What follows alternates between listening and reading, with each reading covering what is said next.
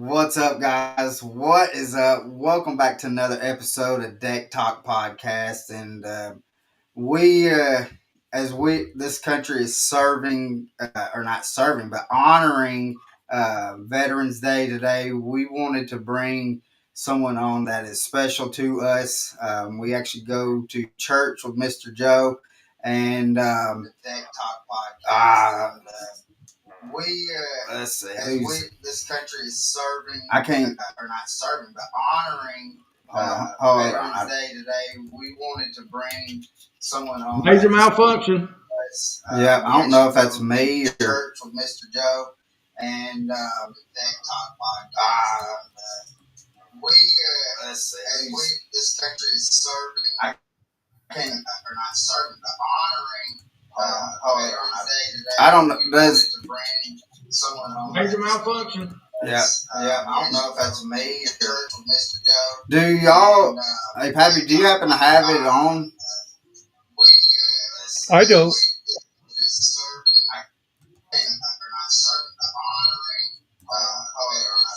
I don't know.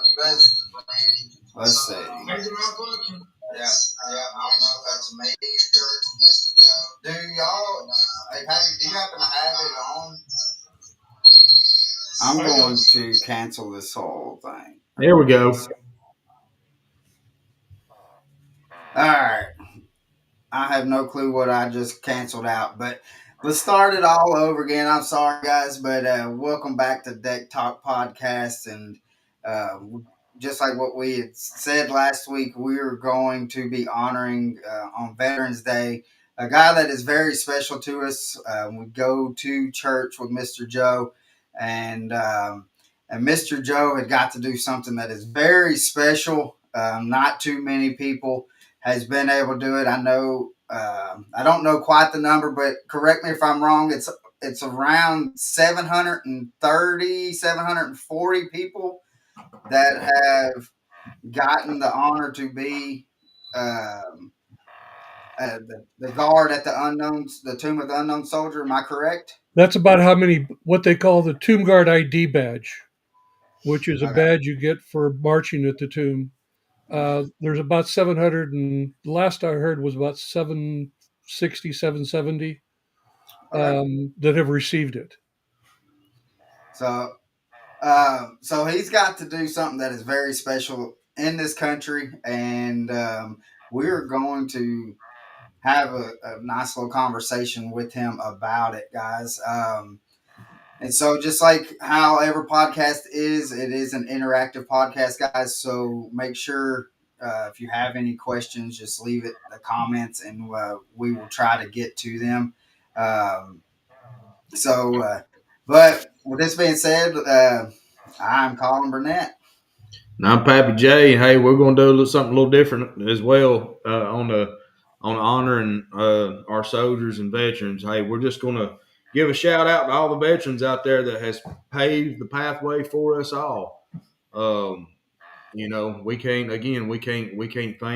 thank everybody enough, men and women that has served and sacrificed their life for what we can do today. So for all the veterans that are still with us and the ones that has moved on, we thank each and every one of you. And without y'all, we can't do this without y'all. So thank y'all. So thank you again, and Pappy, I really appreciate every week that you do that, and we honor a soldier. Today we just could not point out one of them, but so guys, this is Mr. Joe that is with us, and so Mr. Joe, how are you been doing, brother? Doing great. And living life. I hear you. So I wanted to talk to you about your time in service, because you actually got to do quite a bit of stuff that is very interesting. And main thing we wanted to really kind of hit on is you doing the garden of the unknown soldier, the Tomb of the Unknown Soldier. So with that, how how was it that how did you first learn about the opportunity to serve as the tomb guard with the 3rd U.S. Infantry Regiment, and what drew you to apply for such prestige and demanding role? Well, my father was in the Flying Tigers, and we went to a Flying Tiger convention in D.C. in 1971, the year I graduated from high school, and we got a chance to see the changing of the guard at Arlington Cemetery. And I can remember standing next to him, and I told him, I said, if I ever get a chance to do this, I'll drop everything and do it. Little did I know that 3 years later I would be doing that, because in 1973 was the last year of the draft. My number was 32, and they were up to 30. So I figured discretion was a better part of valor. So I enlisted with a guaranteed enlistment to the old guard. All right, that is awesome. Now, Yeah. is that is it now like a process for that to become part of the old guard, or like do you have to be recommended to serve as that, or can you just apply? The last I heard, they're always looking for folks. Um, it's gotten to the point where a lot of the younger folk don't want to put in the effort that's necessary to really do the stuff that you do in the old guard, and so they've had a Right, hard time getting folks to really stick with it. I know when I was there and when I had the chance to go to the tomb, it was, come hell or high water, you were going to do it. You were right. going to kill yourself doing it, if nothing else. Last time I talked with a sergeant of the guard at the tomb several years back, probably 4 or 5 years back, he said that they invite several people down to try out. And he said within the first 2 or 3 days, a good percentage of them had already quit. And he Really? said it's lucky if they can get a couple of them to stick long enough to even get to the final area, because it takes about 2 weeks. They give you 2 weeks TDY, or temporary duty, to go from where you are to being a tomb guard.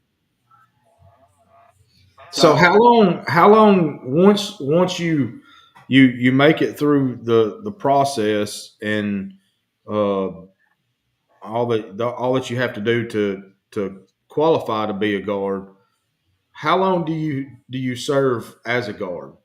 As long as your body holds out.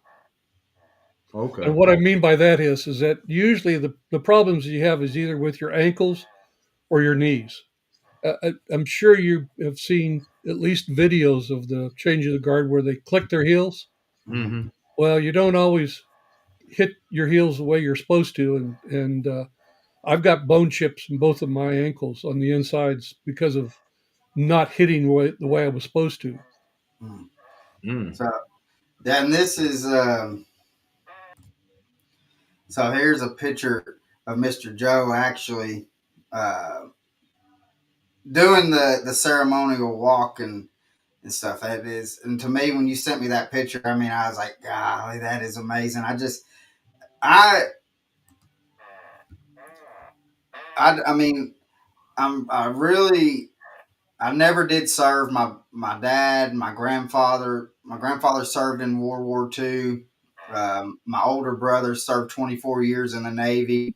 So I've always grew up with the respect for people that have served, and but with the Tomb of the Unknown Soldiers, it's always been something that I've always wanted to go see the ceremony, changing of the guard, and then when I seen that picture, it just kind of it warmed my heart to be able to see that.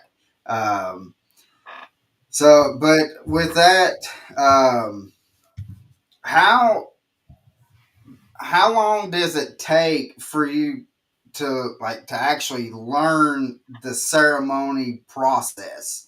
Because I mean, it's everything is pristine. It's like machine work that y'all are working together trying to get through the ceremony. Correct? Well, there's a couple of different steps. First thing that you have to learn, or that we had to learn, and I don't think they do it quite the same now. But when you had your manual of arms, when you went from right shoulder to your left shoulder, and I'll kind of sit up a little bit, what we used to have to do is we used to have to put our elbow like this, and we'd pull like this, and the weapon, the M14 that we have, would be straight up and down. We would have to sit in the tomb guard quarters. If we were sitting, walking, doing whatever we were doing, that weapon had to be up and down, and we had to have our elbow right at our side. The only time that you didn't have to have that was when you were going to the bathroom or eating. Otherwise, that weapon better be up and down. So you got to the point where you had the muscle memory to be able to hold the weapon without any problems. And once you got that, a lot of people don't know this, but there's a catacombs underneath the amphitheater where the tomb is. And that's where the tomb guard quarters are. And back in the back part of the catacombs, they take the mat from the previous year and they put it down in the catacombs when they put the new mat up on the plaza for the guards to march on. So every year Right. they flip it. So you've got 1 year that you have a new mat, and then it goes down to the catacombs, and then it gets thrown away, etc. And that's where you practice, is down in the catacombs, and you just go over it and over it and over it. And there's one little thing that they do. If you notice, when the guard starts marching, it looks like they're full stride right from the first stride. Right. And there's a term called stepping over the log. And you learn how to raise your foot up and then make that first step, and that's how you make it look like you're on full stride from your first step. And then you Yeah. learn different ways to, where you flip the weapon, and it, you know at one point when they're doing the inspection, the person that's being inspected takes the weapon and they hold it up and they flip it, and when they do, it's going this way and this way at the same time. So it's going in two different axes at the same time. That's And then you crazy. catch it and you come down to port arms. Now, That is one so thing wild. that I've noticed with like when the during the march and stuff like that, like the head of the soldier or the guard it almost looks like it just kind of just stays on the same plane, and it just almost like it's just floating along. Um, Well, there's a little trick is to that that. intentionally? There's a little trick to that. If you'll notice, when you see the shoes for the guards, the soles are very thick. They're probably about that thick. And Right. the reason is that you can glide when you have a thick sole. When you have a thin sole, you cannot glide. And you actually walk on the outside. You kind of use the outside of the shoe, the sole, and you kind of roll your feet when you march, and that helps you glide. Really, that's So, and interesting. that's the trick that they use. That is, it's very interesting to uh I mean to watch and to kind of get like just some of the things that I've picked up just watching. There's no telling how many times that I've seen it, and um but I just noticed, and I've never, you never see like anything bobbled or body or anything like that. But to me, I always seen it just seemed like the head was just kind of just floating. It stayed on one plane and just went. And so Well, I let you have a little secret. When I look at the picture that you just threw up, mhm, I can see four things in it that I would have rather not been doing at that moment. That right, to me was not the way it was supposed to be done. But everybody else looks at it and they go, "Oh, that looks like a great picture." But for me, I noticed four things in it that I could have yeah. done better. So um, to me, it's just it's amazing. So can you walk us through like the rigorous selection and training process? What surprised you the most about preparing to be the guard of the unknown soldier? Well, the process is that once you get the sergeant of the guard to say yes, that it's okay for you to do it, they then cut orders for you for TDY, temporary duty. and they do it for 2 weeks. And then when you go down there, of course you meet all the guys and you find out which relief you're going to be on. There's 3 reliefs. First relief is the medium height guys. Second relief are the high guys, the taller guys. And third relief are the short guys. And a lot of people don't know that. They think everybody has to be the same height, but actually it's we've got the short, medium, and then the high guys. And you get put into one relief or the other. And then once you're in that relief, the relief commander takes you and starts doing all the training. And they do it with other guards that are there, and they work with you, and they keep working with you until you get to the point you can do it the way they do it. Or if you can't do it, then you don't end up becoming a guard.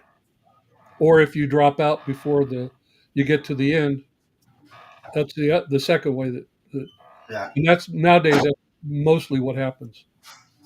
And would you have to go through like uniform inspections like each time that you were on duty for that? Now, interestingly enough, I've watched a lot of videos that's on YouTube now that where they have them. They use calipers and they measure it. We never did any of that. Um, Right. the fact is that once you put those medals and different items on your uniform, once you've done it 3 or 4 times, you can almost throw them at the uniform and they'll go in the right holes. Hmm. Right. I mean, yeah, we wanted it to look as nice as we could, but no, nobody ever really checked us and took calipers or anything like that to do it. Right. But you know, you did the best you could. And I might add that when I got there, they just started handing out double knit suit, dress blues. Remember double knit suits and that back in the Hmm. 70s? Well, that's what they did. And it actually worked out really well because they were much thicker and they held the creases much better. And they also would much easier to put the metals on because the holes would stay there much more, you know, permanently. Right. Yeah, yeah. Uh, Now, what was the most inclement weather that you had to guard in? Well, it was snowing. I mean, we Snowing. snow, rain, didn't make any difference. I have a picture somewhere that someone took of me with snow on my epaulets and up Hmm. on the top of my hat as I'm going back and forth across the mat. That's cool. and and how long, like in like inclement weather like that, are you? How long are you out on the will the ceremony? Because I know, like in the heat of the summer and stuff, they drop it down to like 30 minutes. So will they do that with? It's 30 minutes no matter what. What Oh, you do is you go in rotation. Depending on how many people you have in a relief, you're allowed to have 6 sentinels per relief, and then a relief commander. The relief commander does not walk on the mat usually. He's just there to relieve each time that you have a guard change. right, But the most I ever had was 4 sentinels. So we were on a half hour, off an hour and a half, on a half hour. And then you have night hours, which in the wintertime, the night hours are from 5 at night until 7 in the morning. In summertime, it's 7 at night until 7 in the morning. And those are 2 hours at a time. And then you do rotation the same way. You're on for 2 hours and then off for however many sentinels you have on the relief. And then from 7 to 8 was the time that they allow all the new guys to practice because the cemetery doesn't open up until 8 o'clock in the morning. But right. they'll get all the new guys. And we used to have a name for that, but I can't say it now. But we used to have a name for them, and they would be the ones that march from 7 to 8, and that's when you'd get out there on your dress blues because at night you just wore your Class A's, the old greens, as we used to Hmm. call them. That's Right. what you did your night hours. And your night hours, the only 2 rules you had was to not put the butt of the weapon on the plaza and not fall asleep. And unfortunately, I did both. And I think every sentinel that's ever been there has done both. Right. You know, it's just one of those things when from 3 to 5 in the morning, when nobody's around and nothing happens, Right. you're going to close your eyes a little bit if you get sleepy, or you're going to put the butt of the weapon on the plaza, even for just a short period of time. Now, are y'all still marching at that time? Nope, you do No. not.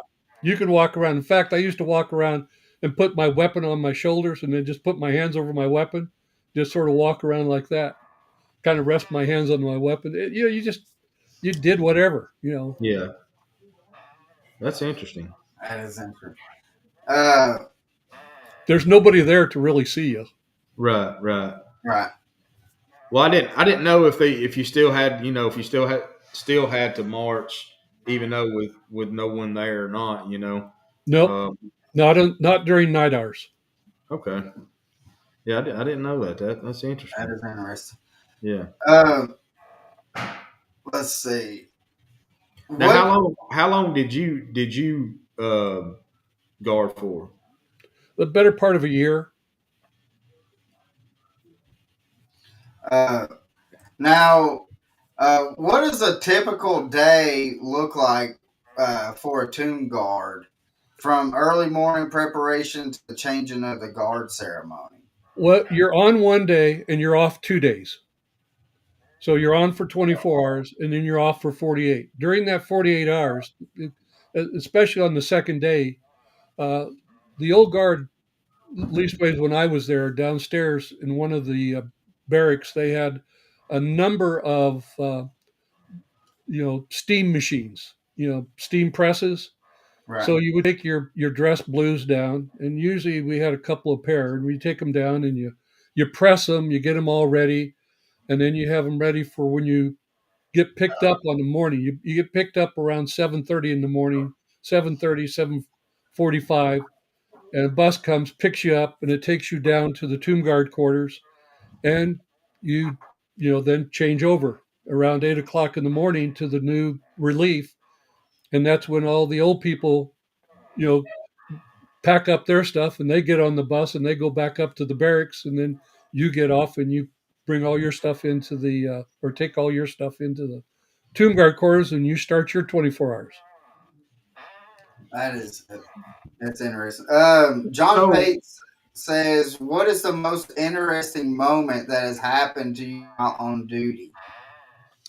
Well, I would say for me right now, if you go to the tomb, you'll see that there's a bunch of um, I guess they have it's like brass bars that make a fence that goes around where the tomb is to keep the public away. Well, when I was there, all they had were stanchions, just poles with chains that would loop from one to the other, Right. and it was much closer to the mat than what they are now, much closer.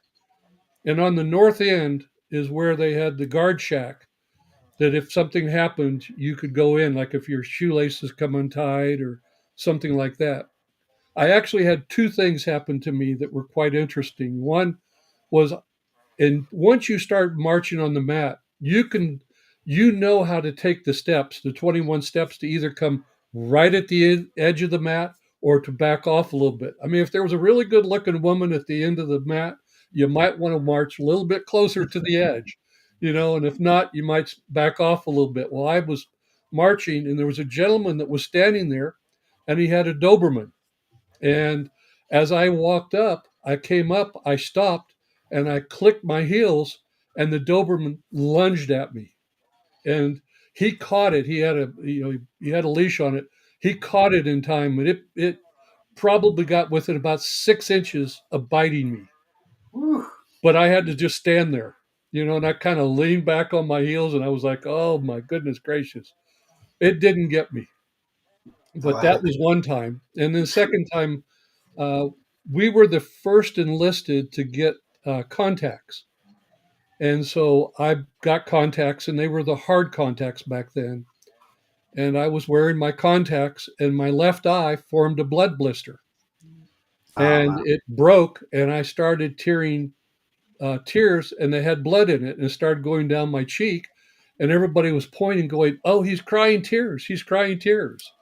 And they were taking pictures, and I must have been in 1,000 Japanese homes, because there was so many Japanese coming that summer. I guess the exchange rate was great, and it was like click, click, click, click, click, click. When I was doing it, and that's one time when I went into uh, the shack at the north end. And they have a field phone. You just grab it and you squeeze it, and it lets them know down in the tomb guard quarters, and they come up immediately. And he saw what was happening, and the relief commander relieved me right there. And we did a very abbreviated. There's a way you do it, a very abbreviated change. And the other Right. guard took over, and then I just marched on off, got it taken care of. But those were the two times. That's So, interesting. so can you tell us what the 21 step and the 21 pause represents? That came from maritime when they used to do the 21 gun salutes Hmm. for someone, and that had always been the standard that if you want to give a true military salute, it's 21. I don't know what the 21 represented. I just know that it started in the maritime. Yeah, yeah. Right. Now, how for people that may not know what the Tomb of the Unknown Soldier is, can you explain like what it represents? Because we were talking, Pappy and I were talking in the truck here past couple weeks about this episode, and was talking about the Tomb of the Unknown Soldier, and it actually has, you would think with just the Tomb of the Unknown Soldier that it may be just one single, but there's actually three. Am I correct? There is three. There actually were four at one time. Uh, I You've didn't got know that. it's in the crypt, which when you showed the picture of me, you Mhm. saw that there was the tomb right behind me, the one that says, here rest, that's the picture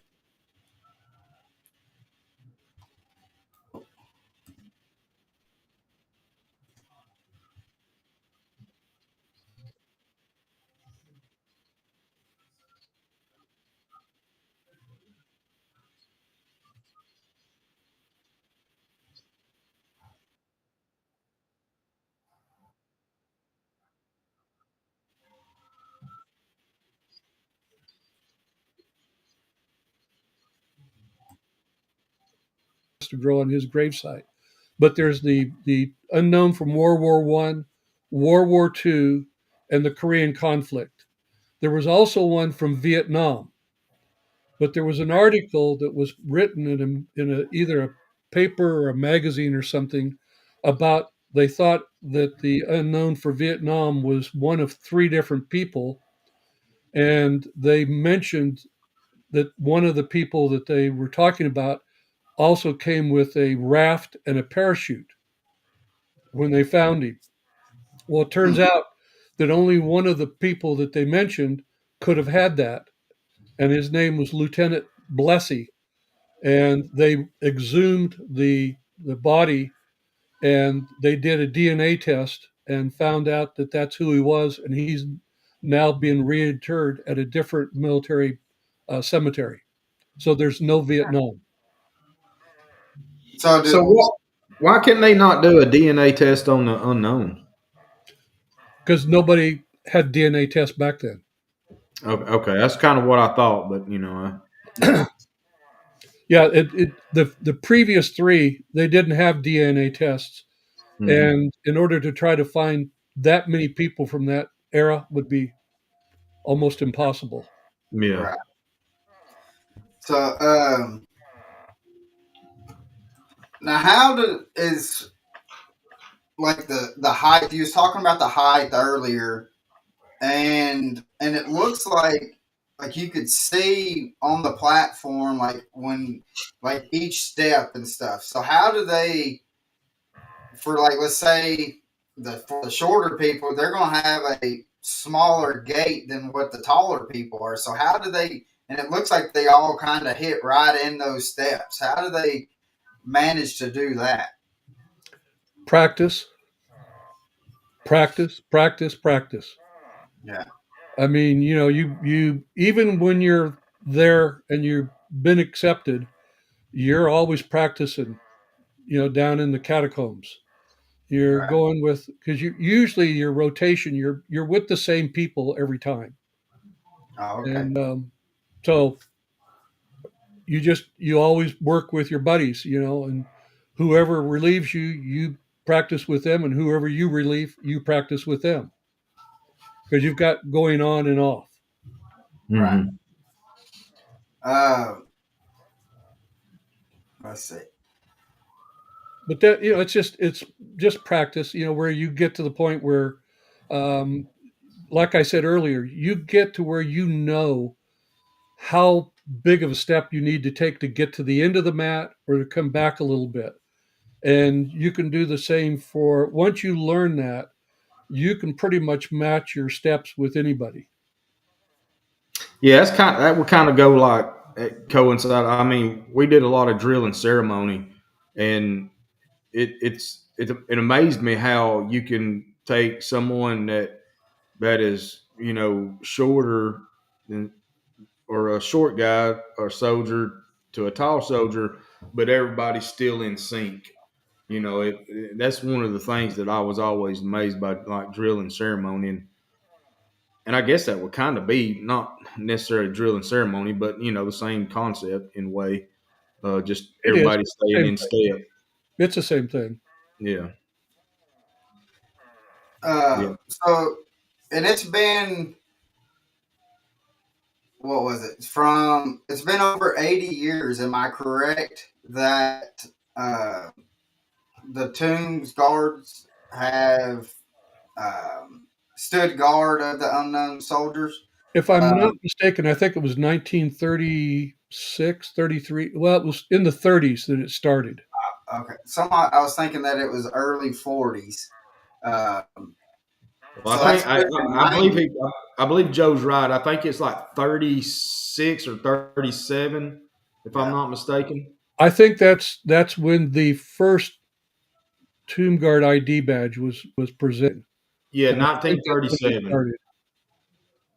That, Yeah, yeah, it's 1937.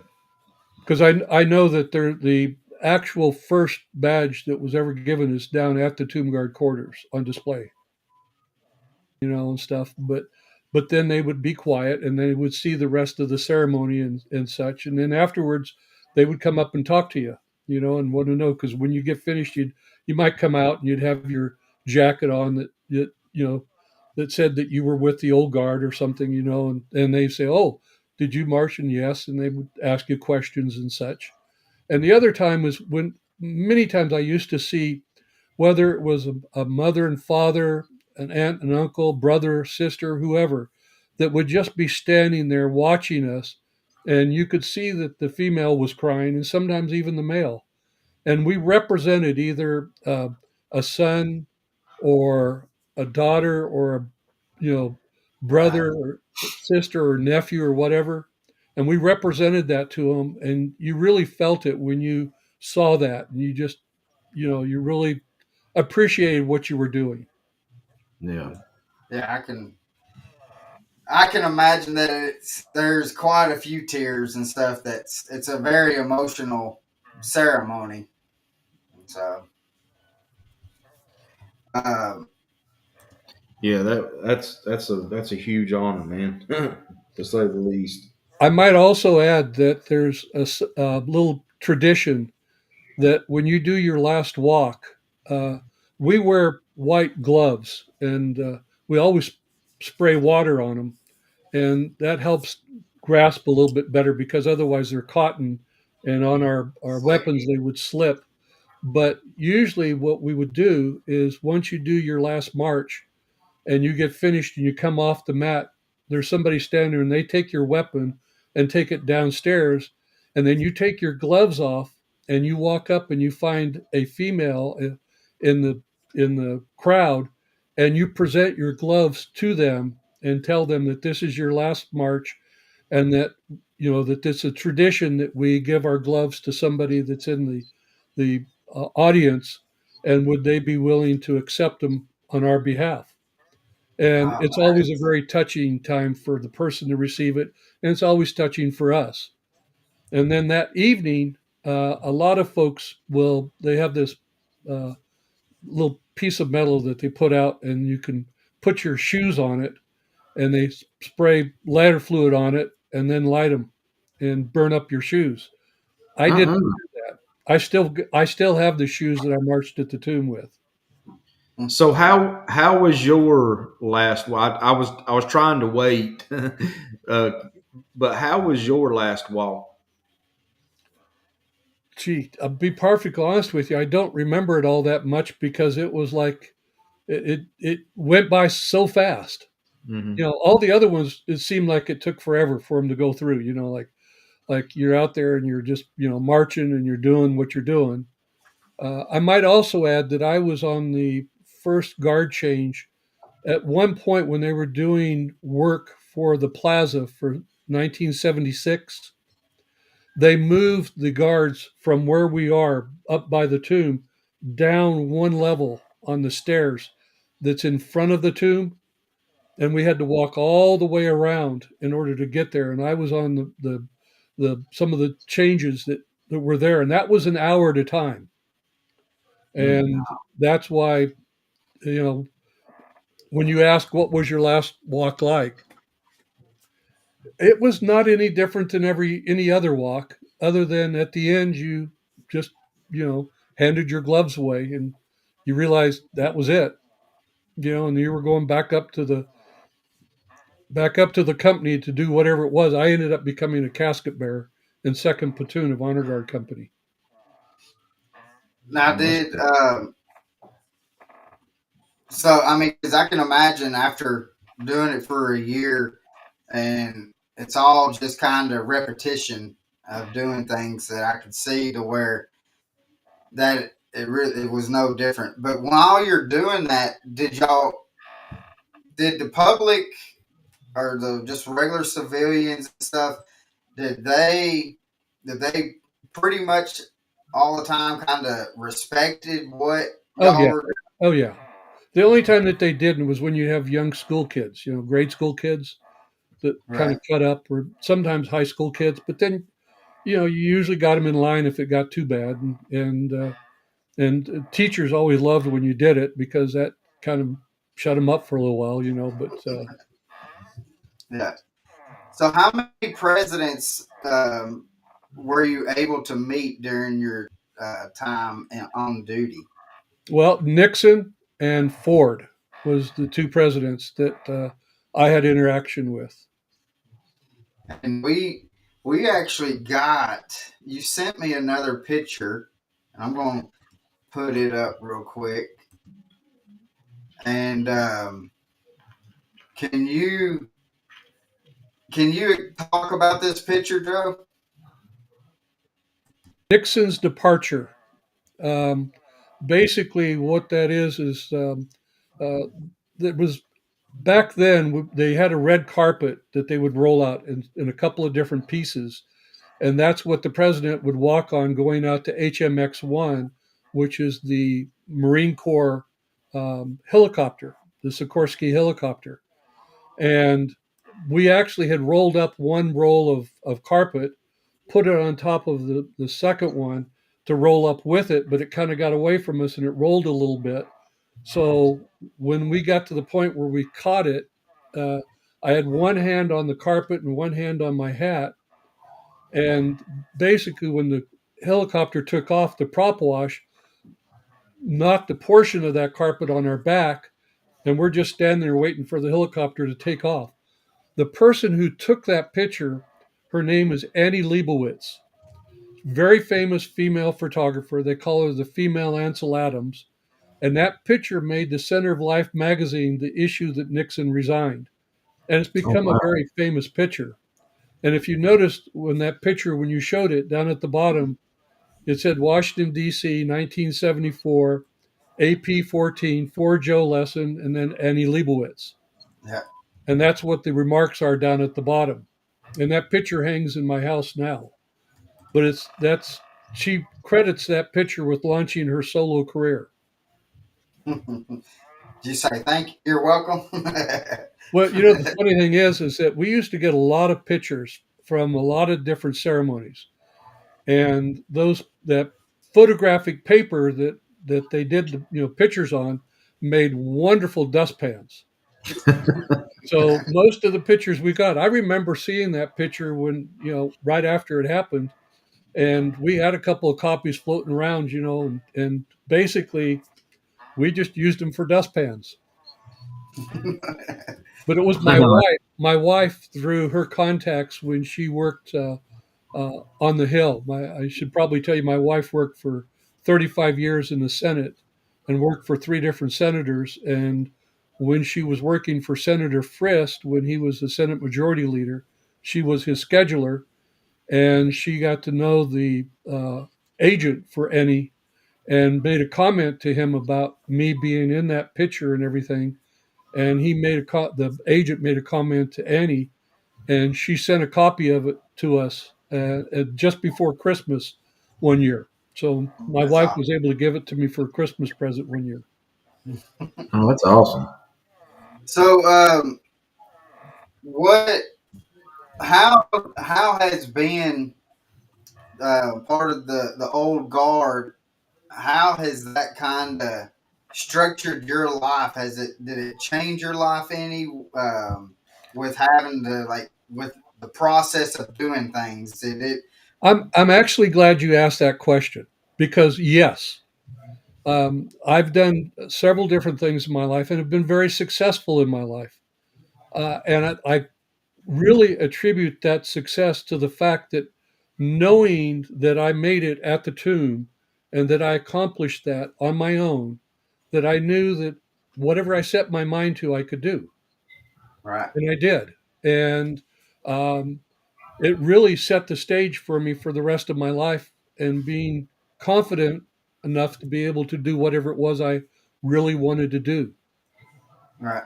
Now, if there's somebody that's watching this now that is contemplating on maybe wanting to be an old guard or a sentinel and stuff, what would be your advice to them?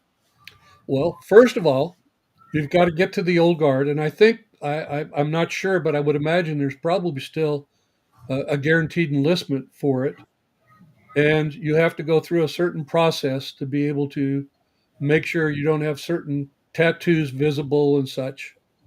And then once you go through that, um, you get to the old guard. But you don't actually guarantee get a guaranteed enlistment to march at the tomb. Once you get to the old guard, that's when you work on being the best you can be. And once you're recognized, then you can try out for the tomb. I was very fortunate in that they needed people at the time that I went down. And I actually started marching at the tomb as an E2, which is fairly rare, but I was an E2 when I went down. I'd only been in the service a little over 6 months when I started marching at the tomb. Really? So, and that's, I mean, again, this is all. I'm trying to think of questions that Pappy and I were talking. And Pappy, I mean, you can go on, and if you have any questions, that is when we're just sitting in the truck and just chit chatting about the people who we have coming on, we have 100 million questions that we want to ask, and then when it comes, it kind Yeah. of once the light comes on, it's like brain fog. So, Yeah. um, but have you, Say do you have again. do you have anything, brother? Um, well, I mean, he pretty much has answered everything that I had was going to ask without even asking. So after I do got a question. So after your guard, you said you went to be you carried caskets. Is that right? Correct. So Second platoon of Honor Guard Company. The when I was there, the Company E or Honor Guard Company was the company that had all the White House clearances. Mm-hmm. So you had your first platoon was what they called the marching platoon, and whenever you see the whole unit that's at the White House where they do a review of the Mm-hmm. troops, that's first platoon. They're the marching platoon. Second platoon is the casket bearers. In fact, the gentleman that taught me how to carry caskets was the head honcho for Kennedy's funeral. Mm-hmm. And then third platoon is the firing party. That's the one that does the 21 gun salute. Mm-hmm. And then you also had the Army drill team that was part of Honor Guard Company, and you also have the Army color team, which is part of Honor Guard Company. And I did do White House jobs as well. I did several White House jobs where when the president would come down the staircase for a state dinner, he would always come down with the flag, and there would always be two weapons on either side of the flag. Well, I carried one of the weapons and would open doors beforehand, and then when it came time, we'd go upstairs, and that's actually how I got to meet President Nixon. I got to know him on somewhat of a personal basis, and he was actually very funny and very personable when you got to know him because we would have to be up in the living quarters waiting for his wife to get ready. And, I probably shouldn't say this, but, like most women, they like to take a little bit longer to get ready. And she did. And so we always had a little bit of time. We got to talk. And he used to tell us jokes and ask us, about where we were from and what we were doing and, all kinds of stuff. And then we would, get ready to walk down, and he and his wife would walk down. And we'd walk down right behind him, and then stand behind him during the receiving line. That's cool. I mean, a whole lot of people can say that they've done stuff like that. Now, on a personal level, carrying the casket, how did it affect you? Well, the ones that always bothered me the most was when it was a younger uh, dependent, like a child, Mm-hmm. and we did do some infants. But when you're out there doing that, you're wanting to be the best that you can be because you're representing something to everybody that all the family and such. Right. And so each time that you go out and you do it, you want to try to be the absolute best you can. I was what they called the solo in an 8-man team. Whenever the hearse would pull up, there would be the person all the way on the right hand side in the back. They would step forward and then step in and pull the casket out. That's what they called the solo person.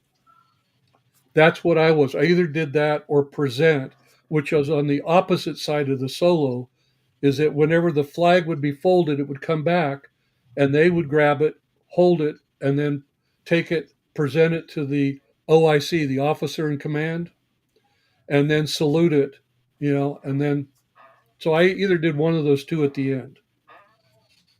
I That's had a I had a staff sergeant that he was part of the guys that would go to the homes. I can't remember. Anyways, he would tell us stories that that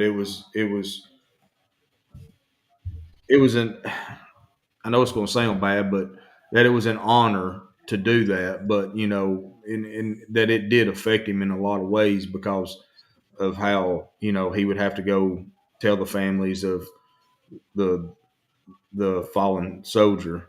Um, it was very gratifying. I mean, when he would tell us stuff like that.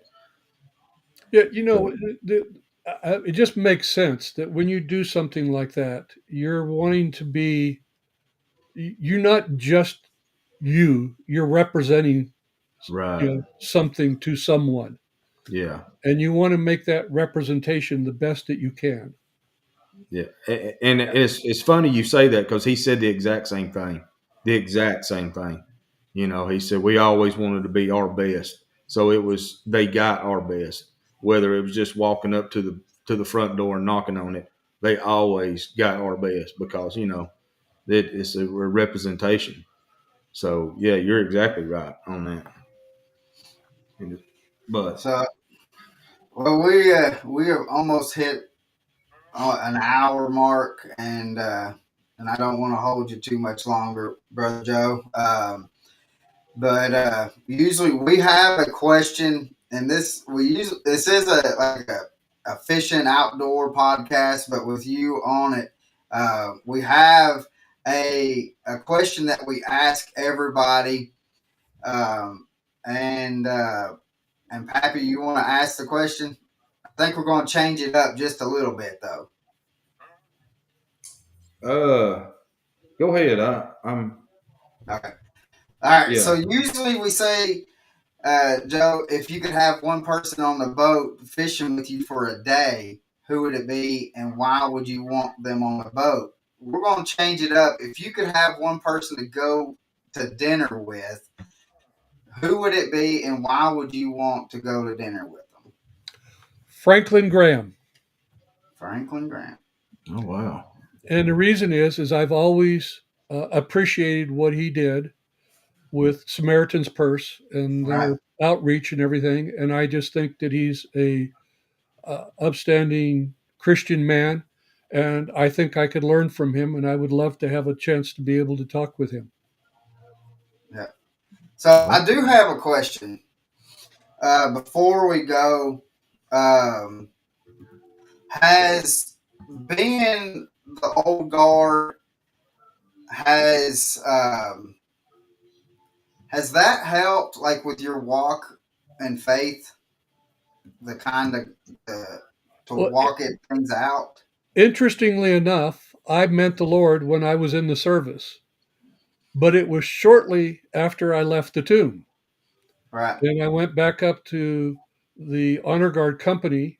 The platoon I was in actually had three gentlemen that were born again, spirit filled Christians.